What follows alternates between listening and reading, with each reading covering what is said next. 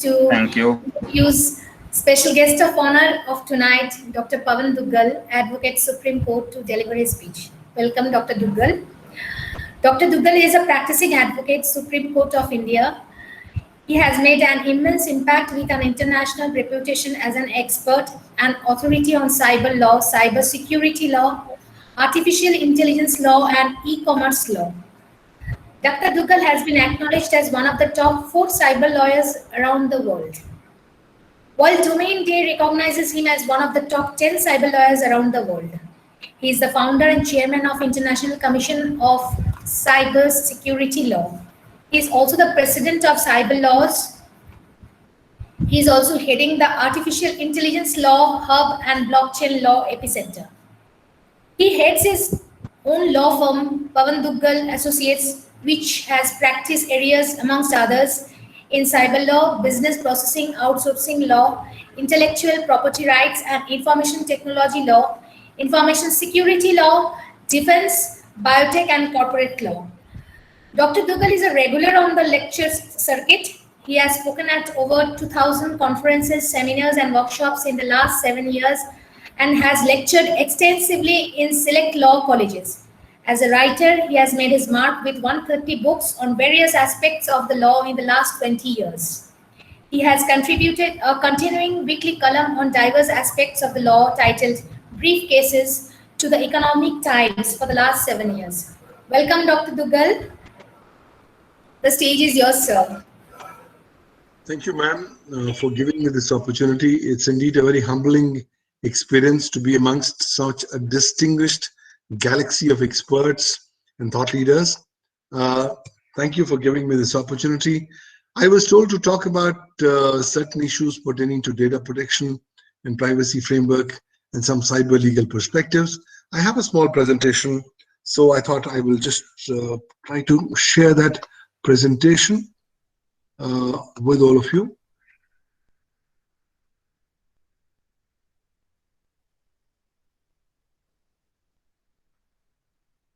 Okay.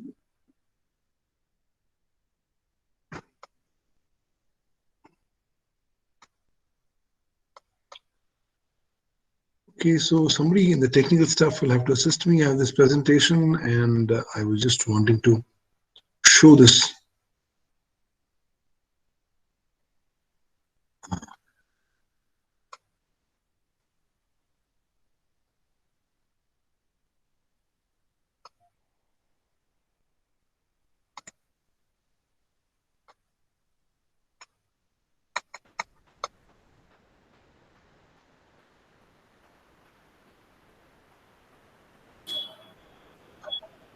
Is my presentation visible, please?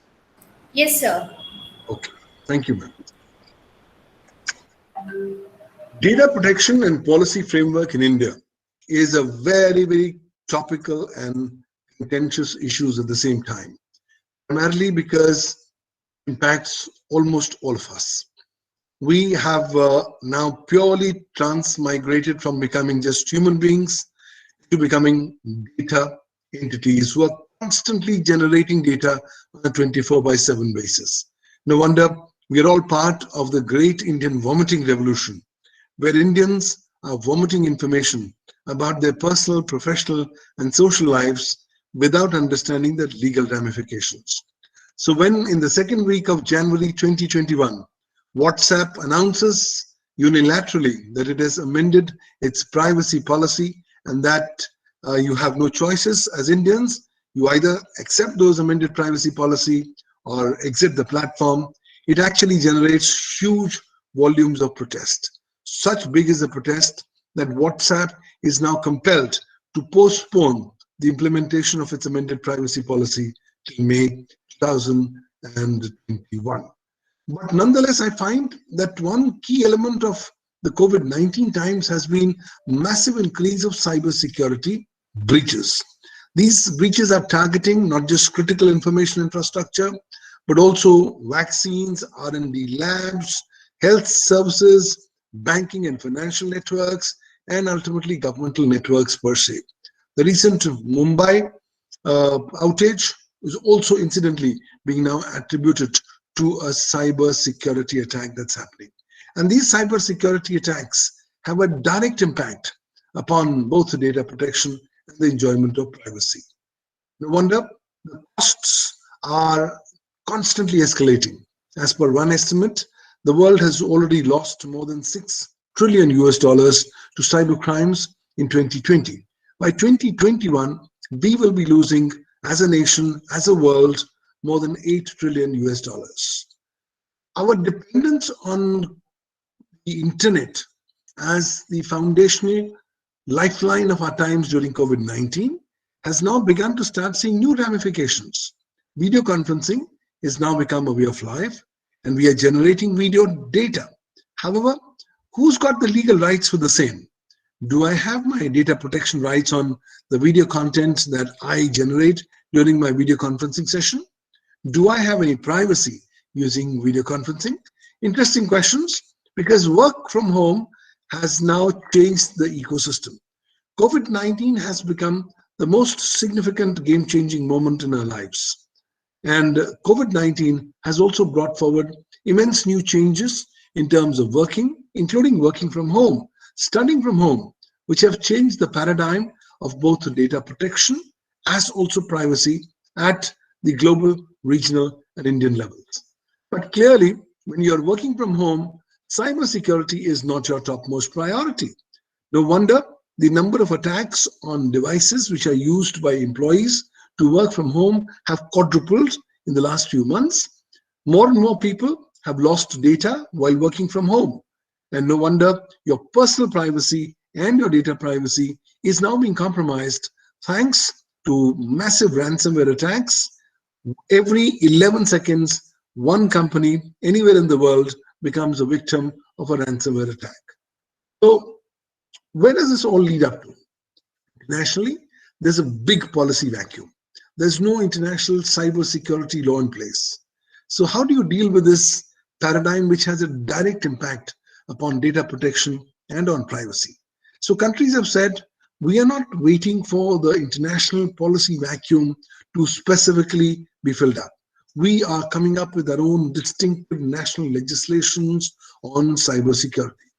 So I find that in the last 2 years, a number of countries have come up with the distinctive national frameworks on cybersecurity, which also try to deal with some aspects pertaining to data protection as also privacy.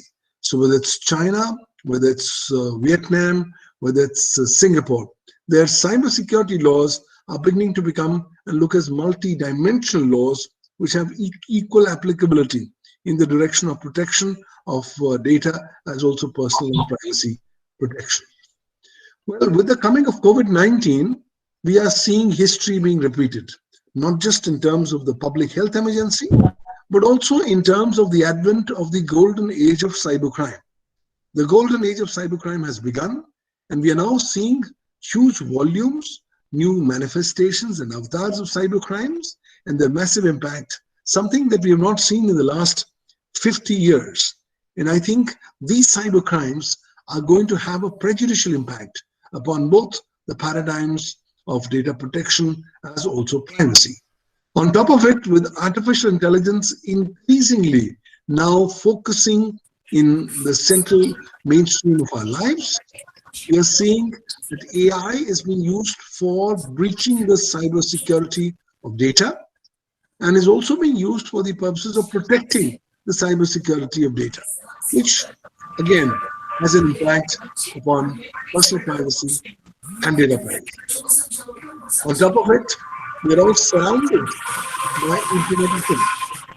These Internet of Things devices are constantly collecting data about our own selves. And this data is now being processed at locations outside your control. Do you have data protection on IoT? The answer is a crystal clear no.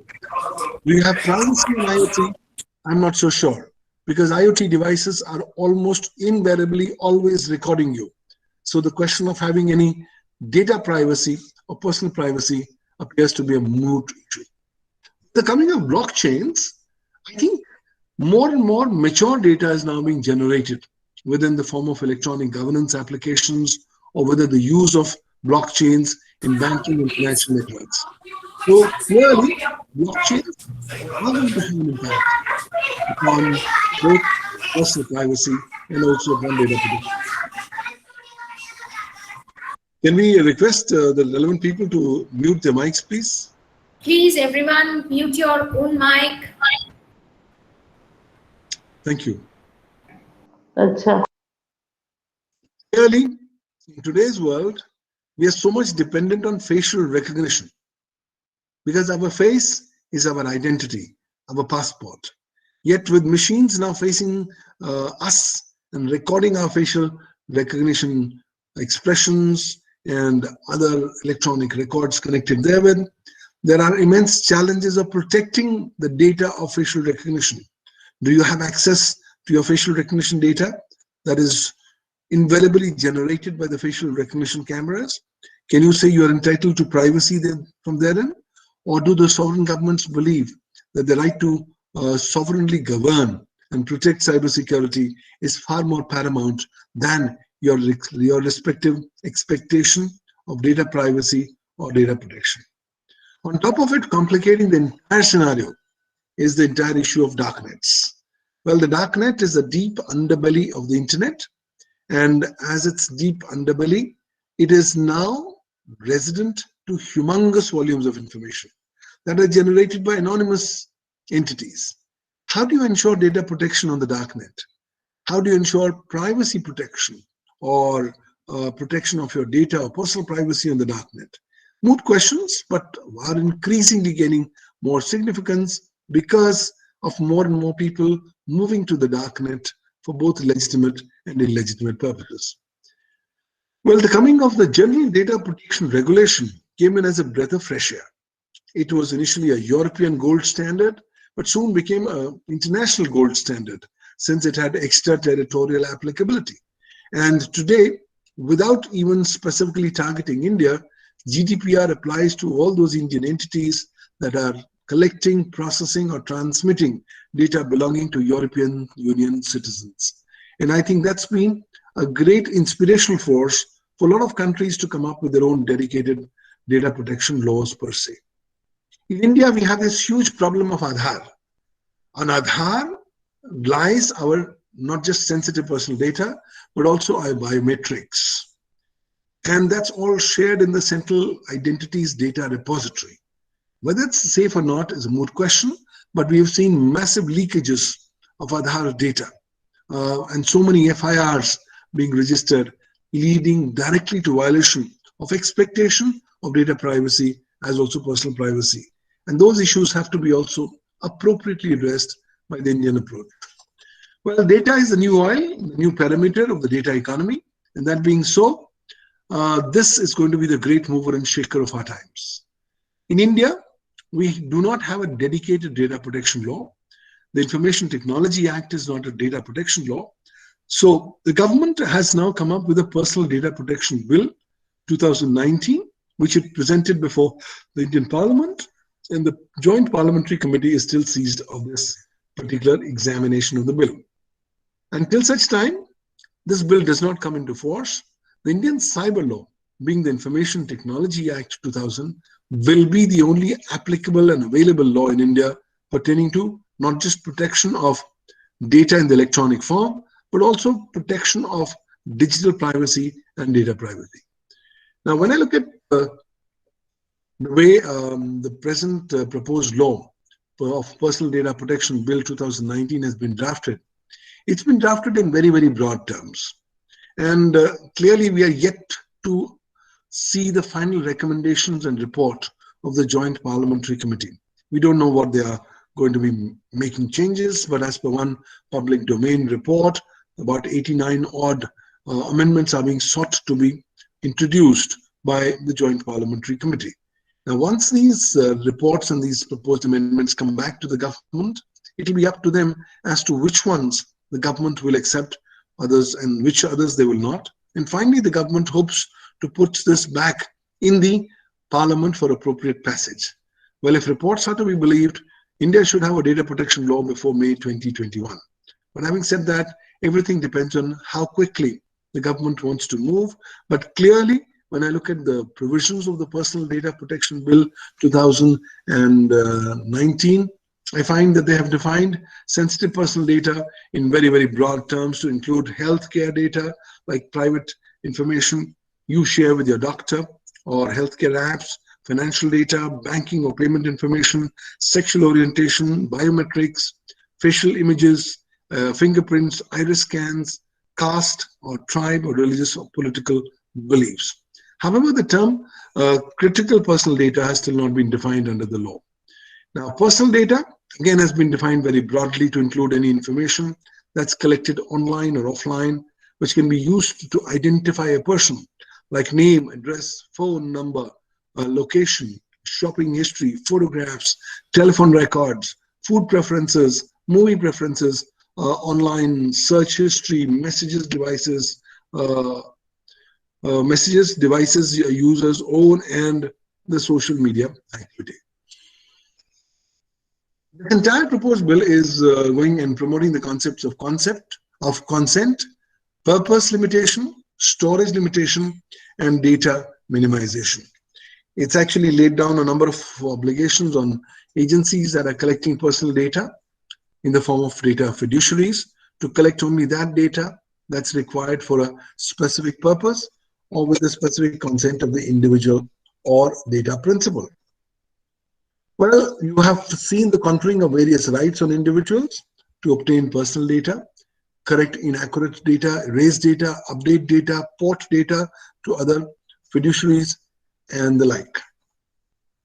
The Data Protection Authority should be a great, shall I say, breath of fresh air that's coming in, because that will aim to protect the interests of individuals and prevent misuse of personal data, apart from ensuring compliance and promoting awareness about data protection.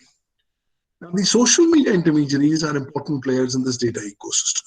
So therefore, there are thought processes to notify these social media intermediaries as significant data fiduciaries whose actions have a significant impact on electoral democracy, security of the state, public order, or sovereignty or integrity of India. Well, it's proposed that to grant you a right of grievance against the data fiduciary. It's further proposed to empower the central government to exempt any governmental agency from application of the proposed law. And that's a big pain point.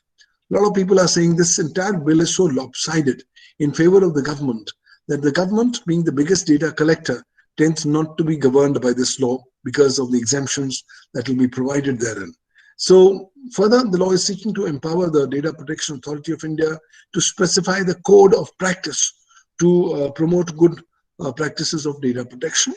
And further, there's a process of adjudicating officers that are proposed to be set up so that people can have effective remedies to adjudicate their specific grievances. High priorities on individual rights to data protection. However, with massive powers given for the government and governmental agencies, the bill, of course, looks slightly lopsided. And as per this bill, citizens' personal information can't be collected, processed, or shared without their consent. Only the necessary data will be collected and can be used for only certain predefined purposes. Certain penalties imposed, and of course, any organization that's sharing the customer's data without their consent will entail a fine of about 15 crores, and that's about 2.1 million or 4% of their global turnover. A direct inspiration or takeaway from the GDPR. And of course, data breach and the delay to address or report the same shall result in a fine of 5 crore rupees or 2% of the global turnover. Data localization is an area where the Personal Data Protection Bill has slightly watered down the recommendations of Justice Sri Krishna Committee report. And I think they're obviously going to be in the form of a self-goal, because they are saying, look, we are happy that you have Indian data outside India, so long as you just give a copy of the working data in India. That's of no consequence, since that could prejudicially impact Indian sovereignty and security in the coming times. Further, I think the bill will also now seek to amend the Information Technology Act, because that's some other legislation. Wait till such time the bill does not come across This mother legislation will be the only legislation that will be governing you to protect data protection, to protect your personal privacy, because it deals with all activities done using computers, computer systems, computer networks, computer resources, communication devices, as also data and information in the electronic form. Various cybercrimes defined under the law are aimed to protect your data, to protect your privacy. Further, you've also been given the right to seek damages by way of compensation up to unlimited amounts in case your sensitive personal data has been compromised. Intermediaries are important stakeholders in the data economy, and the IT Act has sought to make them liable under certain circumstances under Section 79 of the IT Act. But Section 79 has often been criticized as adopting a soft glove approach to these intermediaries, because under Section 79, the law says that by and large, the law will not make these intermediaries liable for third-party data, provided they are able to exercise due diligence, comply with applicable laws, and do not conspire or abet in the commission of any offense. But of further necessity is the fact that in Shreya Singhal's judgment versus Union of India in March 2015, the judgment effectively asked these service providers to become as mute spectators. They said that service providers, you will be getting lakhs of requests every month to remove data. Please do nothing. Wait for a governmental order or a court order before you can actually remove content. But now changing the entire landscape is the Information Technology Rules 2021, which have been notified and gazetted on 25th of February 2021. These rules have specifically reiterated and specifically declared that if intermediaries do not comply with the IT rules of 2021, then they will lose their statutory exemption from legal liability under Section 79 of the IT Act. And more significantly, they will be liable to be prosecuted criminally under various provisions under the Indian Information Technology Act 2000, as also under the Indian Penal Code. In this entire new gamut, where are we? We are all actually heading towards a new cyber world order. In my recent book entitled New Cyber World Order Post-COVID-19, I've dissected and bisected and analyzed some of the important and crucial ways how COVID-19 has impacted cyberspace. And by the time we are victorious in the fight against COVID-19, we would have entered into a new cyber world order where states will become extremely powerful, where cybercrime will be the new economic model of activity, where cybersecurity breaches will be the new default, and where there would be increasing interference in enjoyment of individual digital rights, apart from a potential migration of users from the superficial net onto the dark net. And when I look at the list of countries who already have come up with coronavirus-based legislations during COVID-19 times, I can clearly tell you they're all pointing out to ways of how states are empowering their hands and expanding the scope of their powers so that they can meet with any exigencies under the garb of fighting COVID-19. Well, I think it's a very fascinating space. The jurisprudence has yet to evolve, but the crucial effort right now is to go ahead and be updated with the latest trends. As the Honorary Chancellor of Cyber Law University, which I head, we have been offering various courses, about 25 different odd courses that we offer, which have been actually subscribed to by more than 25,500 students from 172 countries, speaking 52 national languages. And these courses are on different aspects of cyber law, cybercrime law, cybersecurity law, data protection, privacy, artificial intelligence, blockchain, and the Internet of Things per se, apart from legalities that have specifically originated with the coming of COVID-19. So it's a constant journey that's happening. And while my law firm works every day on new cutting edge issues, I can tell you every day is a new beginning. We keep on learning everything every new day. Why? Because technology is changing very, very rapidly. And I believe that we have to constantly keep on updating our skill sets so as to meet with the requirements of the times and the expectations of clients. And as focus has slightly now shifted towards compliances, we find that we are helping companies, organizations, and intermediaries in ensuring their documented due diligences and also doing their compliances under the information technology law. Well, all said and done, it's a very fascinating time to be in. This is a time where no final judgments can yet be made, but this time is telling us that there is no denying the basic premise that in today's scenario, data protection and privacy represent very important, fascinating aspects of our lives. And I think whatever available law is there, compliance with that particular provisions of law becomes a crucial necessity. Your eyes must be on the horizon as to how things are developing, with the Justice Puttaswamy's judgment declaring right to privacy as a fundamental right, and with India still not coming up with a dedicated privacy law. It's a very interesting time to be in. But now, with the Personal Data Protection Bill likely to become law very soon in the next few months, I think all stakeholders have to tighten their belts. They have to be prepared for more compliances, for more proactive consideration, and for ensuring that they are on the right side of the law, because you will not be able to afford going on the wrong side of the law.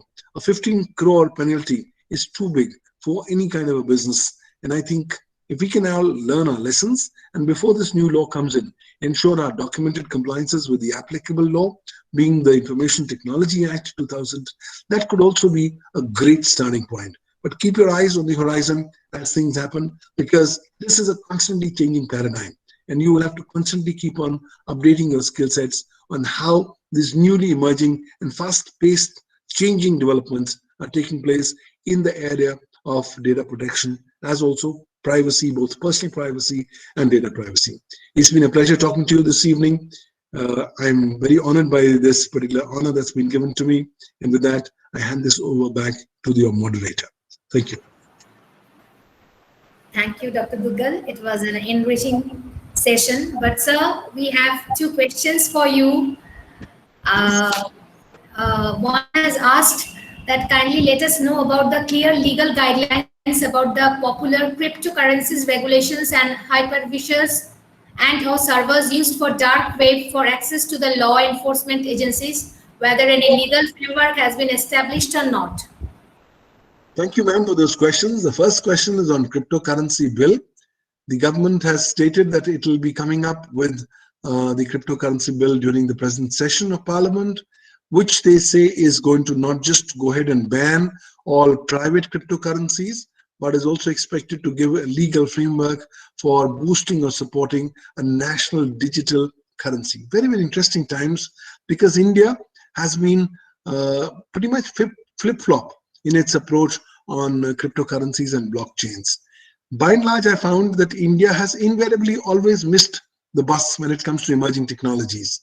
In 2019, when we saw this particular RBI circular, where they actually stated that banking services would not be made applicable to entities who were actually providing crypto assets or services, then I think that was a retrograde move.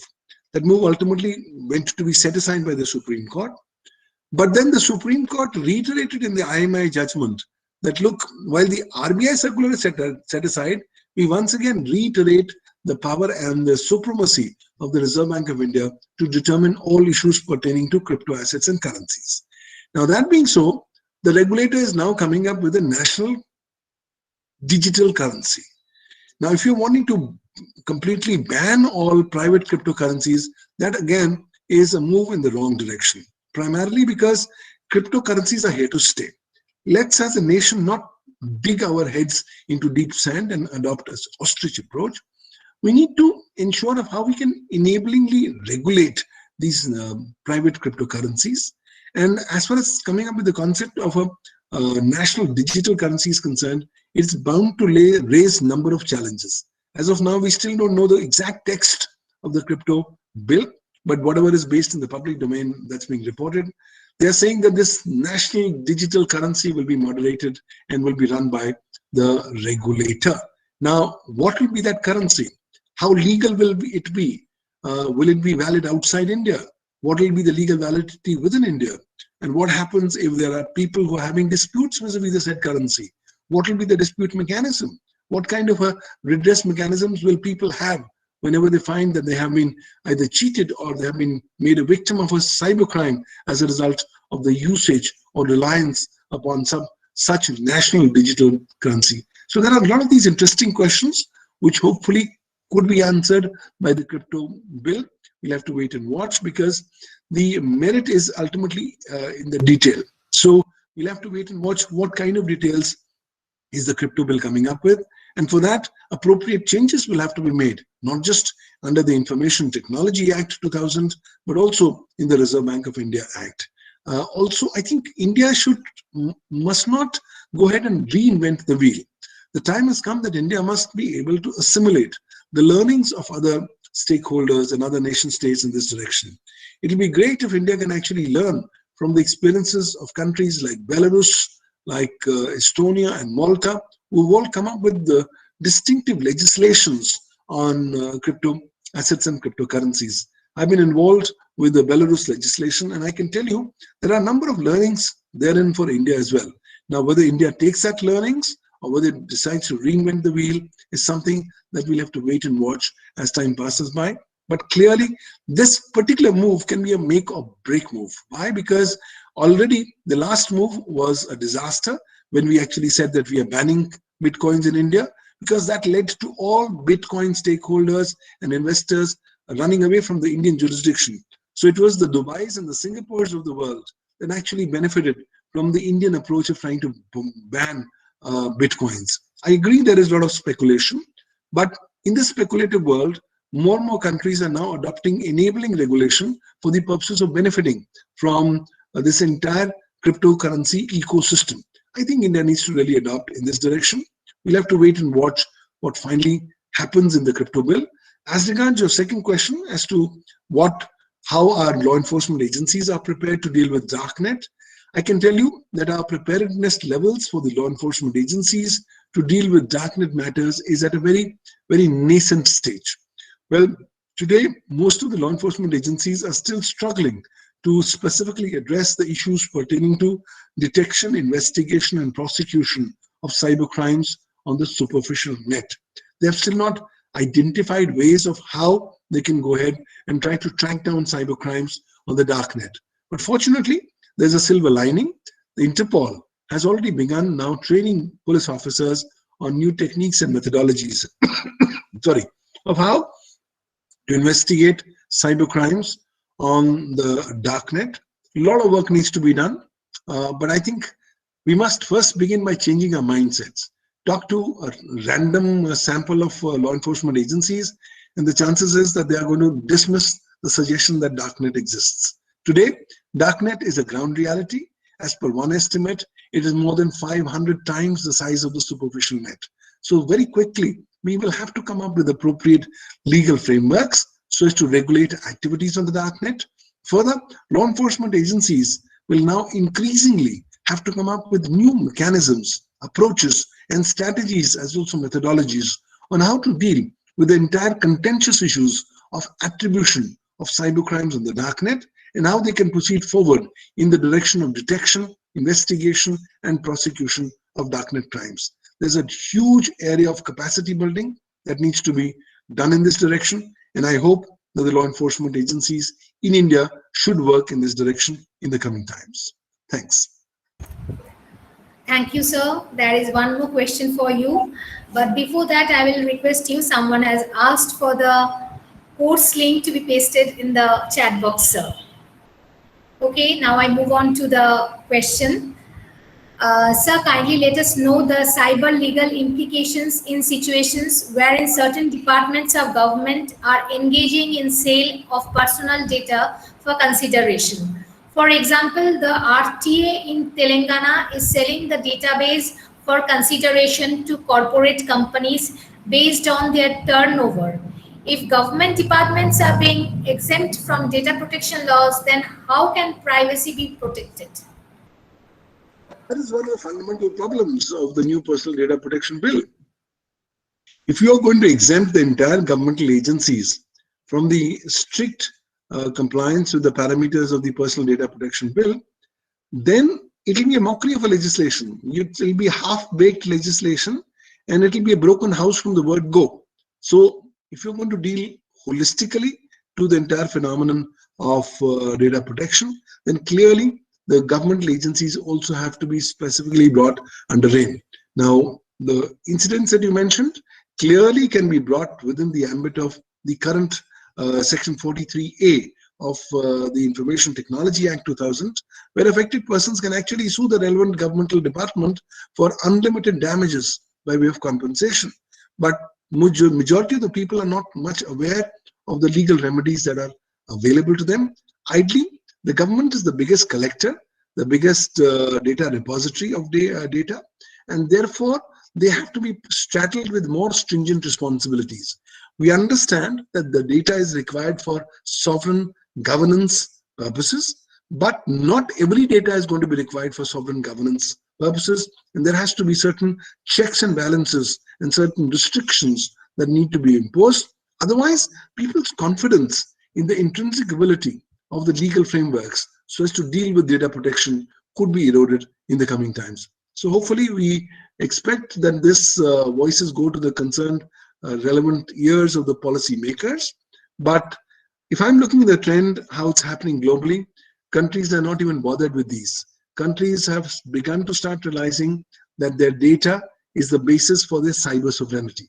So they want to go ahead and use data in every manner possible, including in commercial exploitation of the same, so that they can further enhance and increase the ambit and scope of their cyber sovereignty. So each case to its own facts, each country to its own strategy. We'll have to wait and watch and see how specifically the legal frameworks and the legal position evolves in this regard in the coming times in India. Thanks. Thank you so much, sir. It was an excellent session. Now I request audience